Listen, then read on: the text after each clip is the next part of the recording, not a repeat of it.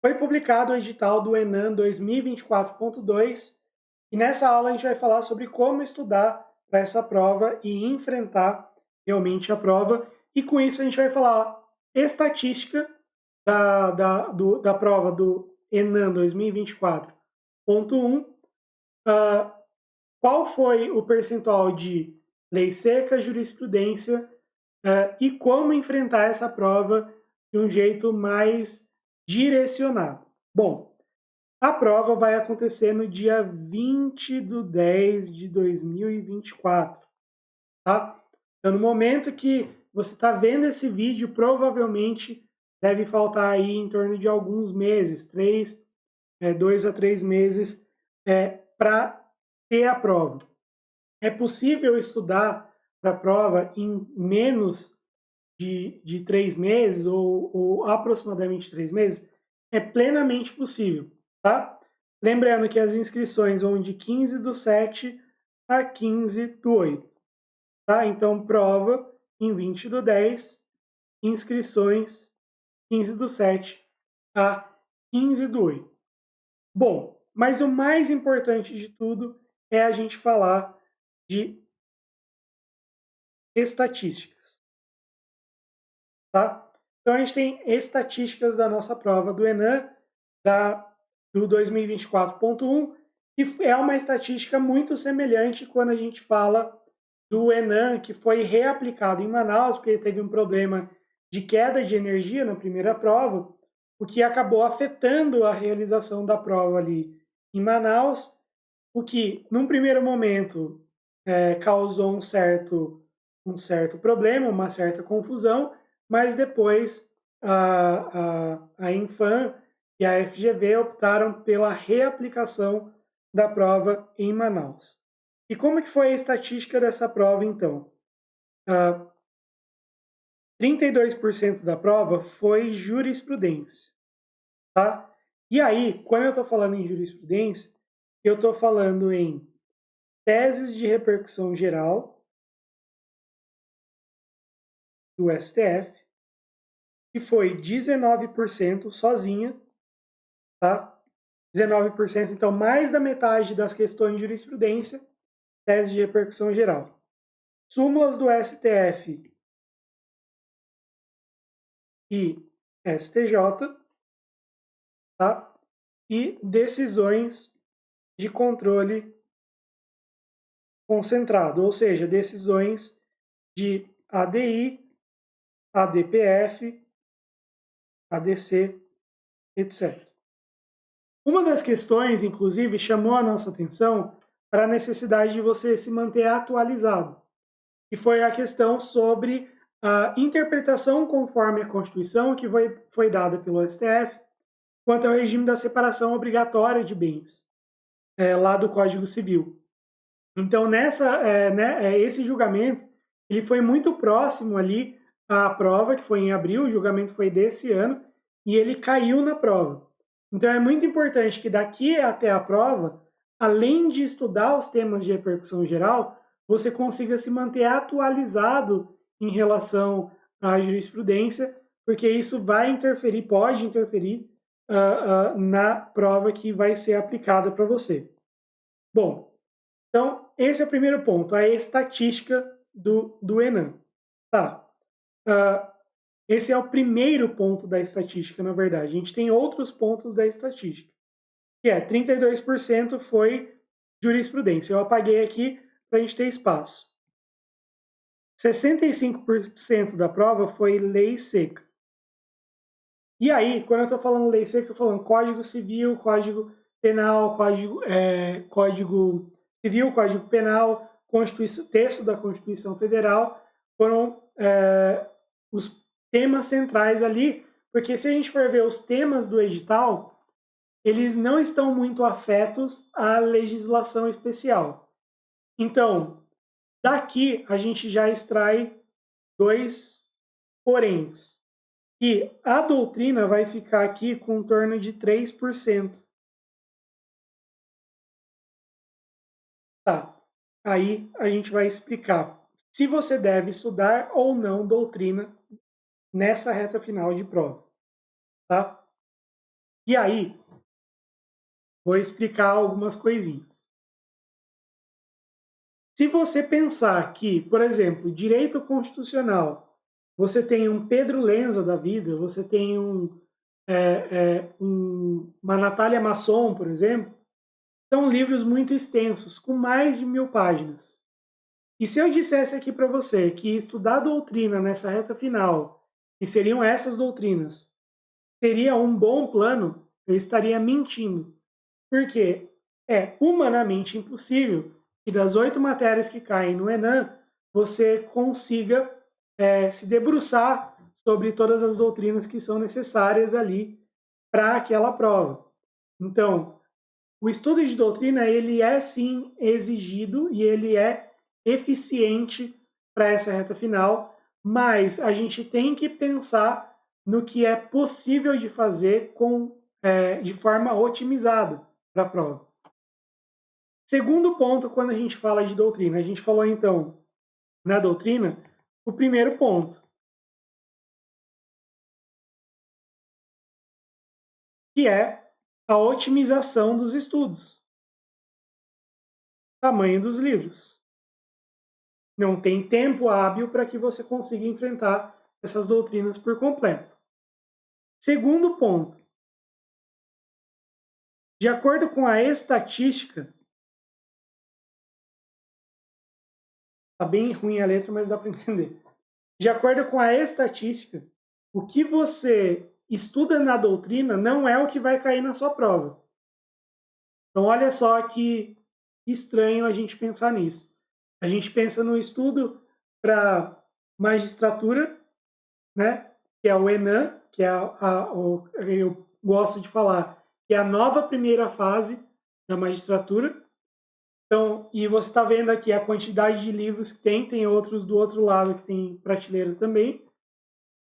E eu estou dizendo para você que a doutrina não é o estudo que estatisticamente cai na prova. E isso é real, tá? Eu não tenho como evitar dizer isso para você que estudar a doutrina nessa reta final e em qualquer fase do estudo, mesmo que seja reta final ou não, estudar a doutrina não é para enfrentar a prova objetiva em si mesmo. Ou seja, eu não estudo a doutrina para isso aqui que eu estou lendo sobre uma teoria XYZ, que está no livro, é o que vai cair na prova. Então, veja, por que a gente estuda a doutrina visando uma prova objetiva? Porque, como dizia o meu professor de Direito Penal na faculdade, quem decora a lei é bandido. Nós somos juristas e devemos entender a lei. Ele era professor de penal, então essa era a frase que ele dizia. Vamos traduzir isso para nós. Fazer decoreba de ficar lendo e relendo a lei seca sem entender muita coisa vai ser um estudo ineficiente, porque você não vai entender o que uma tese de repercussão geral, que é a parte de jurisprudência que eu estou circulando aqui, agora ficou tudo rabiscado, você não vai conseguir entender a controvérsia por trás daquela tese de repercussão geral. Por que aquele caso caminhou todo o Poder Judiciário até chegar ao STF e teve a necessidade de firmar uma tese num tema de repercussão geral? Por que isso chegou até lá? Qual é a controvérsia por trás daquilo? E entender essa controvérsia faz com que você absorva muito melhor a, a tese de repercussão em geral. Isso vale também para a lei, para um julgamento de ADI, para uma súmula e etc. Por exemplo, quando a gente pensa na súmula 473 lá do STF, que fala sobre o princípio da autotutela, ele não está falando sobre o princípio da autotutela. Ele está falando que a administração pode rever seus próprios atos, revogá-los quando forem inconvenientes e tal. Quer dizer que, para eu entender o porquê que o STF teve que editar aquela súmula, eu preciso entender o que é um ato discricionário e o que é um ato vinculado. Eu estou falando aqui no âmbito do direito administrativo, para que eu possa, quando eu ler a súmula, gravar ela de uma forma mais fácil. E isso vale tanto para esse exemplo da súmula 473 do princípio da autotutela, do ato discricionário e do ato vinculado, como para qualquer outro ponto do seu edital, qualquer tema que está na lei, qualquer tema que está... eu poderia dar 1000 exemplos, até me ocorreu outro aqui, mas eu não vou ficar divagando aqui, porque não é essa a ideia.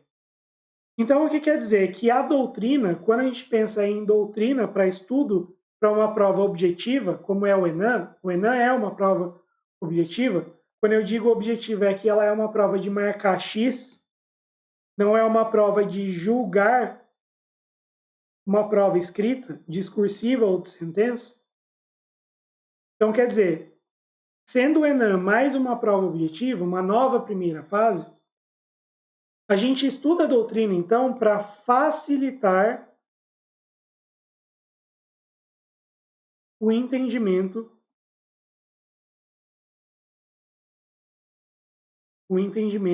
da lei e da jurisprudência. E é lógico, para a gente também não perder pontos nesses 3% de doutrina que cai. Tá? Beleza, nessa reta final, então, o que eu sugeriria como não dá tempo de 8 matérias a gente investir nos manuais ou nos cursos longos, né? Quando eu digo manual ou curso, eu digo livro longo, o ideal é investir em um material escrito que seja mais direcionado. E normalmente as sinopses, principalmente as sinopses da editora Juspodium, elas são muito mais assertivas quando a gente fala nisso, tá? Beleza? Então, esse é o primeiro ponto, é quando a gente fala de doutrina. A gente vai falar agora do segundo ponto, que é a lei seca barra jurisprudência. Bom, quando a gente fala de estudo de lei seca e jurisprudência, você tem que, nessa fase final, tentar ler a lei seca uma vez, no mínimo, mas já encaminhar para uma segunda vez, que é uma revisão. E aqui, quando a gente fala de revisão, a gente tem que pensar na palavra. Quando a gente pensa em revisão, a gente pensa assim, não, eu vou fazer um método de 7 dias, de 30 dias, de 15 dias, enfim. Revisão é ver de novo, rever. E o melhor jeito de rever é ver o mesmo material. Qual que é a diferença? Quando você vê algo pela primeira vez e você precisa revisar aquilo, quando você vê o mesmo material, por já estar familiarizado com ele, você tende a ter mais velocidade. Isso serve para qualquer coisa, para doutrina, para jurisprudência, para lei seca. Mas aqui na lei seca vai valer muito mais a pena você investir em velocidade, porque quando você vê a mesma coisa mais de uma vez, você vai conseguir colocar isso na sua memória de longo prazo, vamos dizer assim, com mais facilidade, porque você tende a repetir o estudo do mesmo material. A otimização vai ser muito importante aqui. E aí eu vou compartilhar o maior macete que você pode fazer agora para você fazer seu estudo de lei seca e de jurisprudência com mais velocidade. Isso aqui é uma parte de um material, mas eu sugiro que você, se não nos conhecer, tente fazer isso aqui, que é você pegar o texto da Constituição, o texto da lei, e logo em seguida àquele entendimento, aquele dispositivo, e logo em seguida ao dispositivo, você coloca já os julgados, a jurisprudência mais importante. Então, por exemplo, a gente tem o preâmbulo da Constituição e logo em seguida o entendimento do STF de que o preâmbulo não é parâmetro de controle de constitucionalidade, não é considerado norma jurídica, conforme o entendimento da ADI 2076. Assim como a gente tem aqui, após o artigo 2º que fala dos poderes da União, a gente já tem a súmula 649, o tema 1120 e assim por diante, que facilitam o nosso estudo, porque a gente não precisa ir em mais de um material para estudar a lei seca junto com a jurisprudência. E isso a gente acha muito importante fazer, porque a jurisprudência, além de ser 32% da prova, hoje em dia, quando o STF ele define teses da forma que está aqui, em destaque para vocês, ele torna a jurisprudência muito parecida com a lei, porque ele vai ter um, entre aspas, preceito. Quando ele escreve uma tese e tenta consolidar o entendimento jurisprudencial em uma frase, em um parágrafo, em uma tese, como está escrito aí na sua tela, isso tende a facilitar o estudo e, para quem aplica a prova, que é a FGV, fica muito mais comparável a gente aplicar uma questão baseada na lei e a gente aplicar uma questão baseada na jurisprudência, porque o conteúdo fica muito parecido, ou seja, são frases, são textos muito parecidos.